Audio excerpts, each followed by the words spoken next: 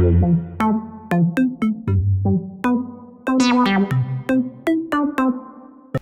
kali ini kita akan membahas tentang turunan arkana bagian keisomeran ya, jadi keisomeran. Nah, untuk isomer ini adalah senyawa-senyawa yang berbeda yang mempunyai rumus molekul yang sama. Keisomeran dapat terjadi karena perbedaan rumus struktur atau karena perbedaan konfigurasi.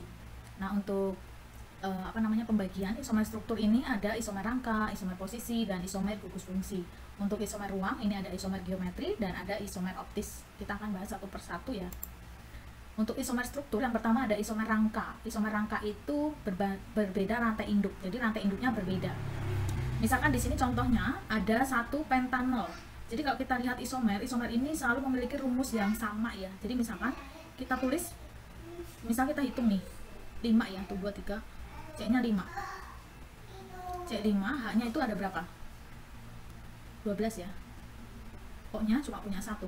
Nah, yang satu lagi juga harus sama. Ini C5, C-nya 5 juga, H-nya 12 juga ya, O-nya 1.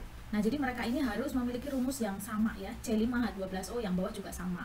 Namun kalau kita lihat OH-nya ini kan ada OH, OH ini ada di ujung ya, di nomor 1, ini juga dari sebelumnya di nomor 1, cuma rantai utamanya ini ada 4, yang ini 4, yang ini tuh 5, yang ini 5 lurus, yang ini 4 lurus, 1 jadi cabang. Jadi namanya yang satu pentanol, yang kedua ini ada 2-mete 1 butanol. Nah, ini yang disebut juga dengan isomer struktur. Isomer struktur yang isomer rangka ya, isomer rangka. Sekarang kita masuk isomer posisi. Posisi ini disebut adalah, maksudnya adalah gugus fungsinya ini berbeda ya, posisinya itu berbeda. Misalkan di sini ada sama-sama ada 3 OH. OH-nya di nomor 1, ini ada OH di nomor 2. Jadi ada 1 propanol, yang ini ada 2 propanol. Tapi pasti rumusnya pasti sama ya. Ini pasti jumlah C dan H-nya pasti sama. Nanti dihitung, C-nya 3, H-nya berapa? 8 ya. Ini O. Yang bawah juga sama ya. Nah, untuk isomer gugus fungsi, ini adalah gugus fungsinya berbeda, tapi mereka pasti jumlah C-nya juga sama ya. C-nya ada 2, H-nya 6, O-nya 1. Yang bawah juga C-nya 2, H-nya 6, O-nya 1. Nah, tapi di sini kalau kita lihat yang satu gugus fungsinya adalah OH, yang satu ini ada ether ya. Karena memang alkohol dengan ether itu mereka berisomer ya. Kalau sudah lihat video yang sebelumnya itu kan dituliskan rumus umumnya mereka sama ya, antara alkohol dengan ether. Kemudian kalau aldehid dengan keton begitu ya, asam karboksilat dengan ester. Mereka ini isomer gugus fungsi.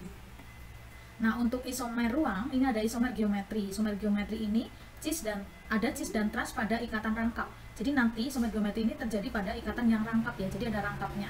Nah, kalau kita lihat di sini ada Cl-nya ini di posisi yang sama, maka dituliskan di sini adalah cis 1, 2 tempatnya itu nomornya, kloronya itu di nomor 1, 2. Karena Cl ada 2 maka di kloro etena. Nah, ini Cl-nya beda, 1 di atas 1 di bawah ya, trans 1, 2 di kloro etena. Jadi ini menunjukkan yang ini searah ya, sama posisinya, yang ini 1 di atas 1 di bawah. Nah, untuk yang kedua isomer optis ini memutar bidang polarisasi. Ini ada C-chiral ya. Nah, C-chiral ini C-nya itu mengikat 4 gugus fungsi yang berbeda, mengikat 4 atom yang berbeda. Misalkan di sini ya, ada senyawa seperti ini. Nah, maka C ini dan ini tuh kan dia mengikat 4 yang berbeda ya. Nah, maka dia disebut juga dengan C-chiral.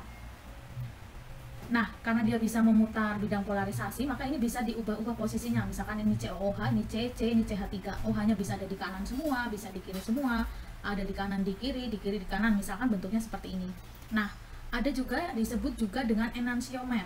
Enantiomer ini kalau dia itu seperti pencerminan ya. Jadi kalau pencerminan itu enantiomer. Maka kalau ditanya enantiomer ini antara nomor berapa dan berapa, misalkan ini 1 dan 2 berarti pencerminan ya.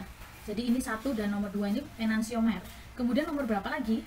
3 dan 4 ini pencerminan ya, enantiomer juga. 3 dan 4 enantiomer. Nah, ada istilah lagi disebut juga dengan diastereoisomer. Itu kebalikannya dari enantiomer. Jadi dia itu bukan merupakan pencerminan ya. Jadi kalau bukan pencerminan ya berarti 1 dan 3 misalkan gitu ya. Jadi 1 dan 3 kan bukan pencerminan, 1, 4 dan seterusnya. Nah, jadi enantiomer itu yang pencerminan ya. Jadi yang sebaliknya seperti itu. Contoh misal 1 dan 2. Diastereomer kebalikannya ya. Jadi bukan pencerminan. Nah, di sini ada soal ya. Nanti bisa sambil dicoba ya. Di antara senyawa berikut, tentukan pasangan senyawa yang merupakan isomer kerangka. Coba ini bisa dilihat isomer kerangka itu yang mana dan mana, isomer posisi, isomer gugus fungsi. Nanti yang pertama kita cek dulu C-nya berapa. C-nya berapa, H-nya berapa, O-nya berapa. Kemudian nanti kita analisis lagi, dia itu termasuk isomer apa. Ini harus sama dulu ya rumusnya.